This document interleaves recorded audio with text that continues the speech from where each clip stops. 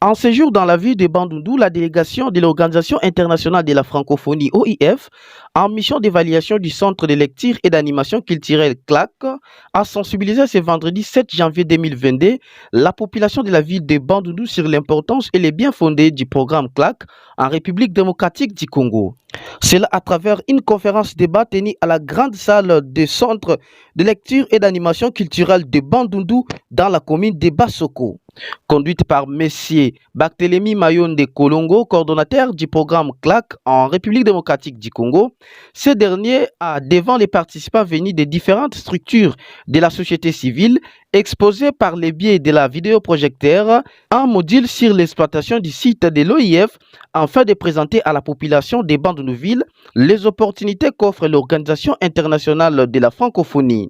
Monsieur Nestor Balunga, conseiller administratif et financier à la délégation de l'OIF, a quant à lui exposé sur l'importance et le fonctionnement du programme CLAC en République démocratique du Congo. Face au zoom et caméra, Nestor Balunga indique ce qui suit.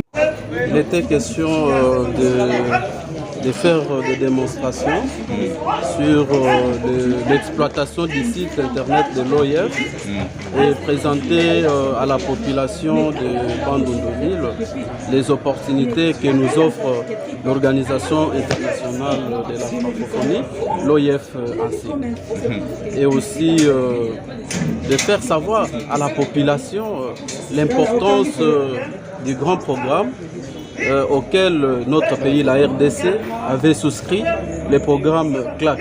Le CLAC, en quelques lignes, c'est le Centre de lecture et d'animation culturelle, un programme qui permet à la population de venir puiser les informations à travers la lecture. Il y a des ouvrages que l'OIF nous offre et nous entrons en contact pour apprendre parce que les ouvrages sont de plusieurs domaines. Il y a aussi une salle qui nous est réservée pour les spectacles, la tenue des conférences, des théâtres.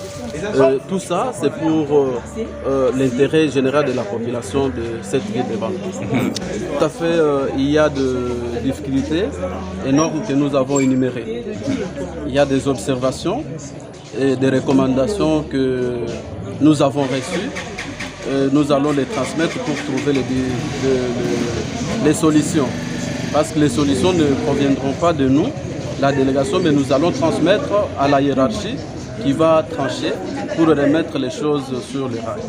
Satisfait des participants qui ont fourni quelques recommandations pour la survie de ces programmes dans la ville de Bandundu. Nous avons été heureux de recevoir cette délégation de la francophonie nous venue de Kinshasa. Et pour nous, nous avons toujours plaidé pour le CLAC parce que ça nous fait mal de voir l'état dans lequel se trouve le CLAC. Le CLAC, c'est vraiment notre patrimoine, le patrimoine de la jeunesse. Et notre joie, c'est de voir le centre être opérationnel totalement, de voir les jeunes fréquenter les centres, de voir les jeunes s'épanouir au travers les activités que propose le centre. Parce que c'est vraiment un centre qui est là pour promouvoir le développement de la jeunesse sur le plan culturel et également sur le plan intellectuel. Ça a été pour nous une opportunité de plaider parce que si le centre aujourd'hui est moins fréquenté, si le centre est transformé en église, si le centre est transformé en bar, pour nous ça ne nous réjouit pas.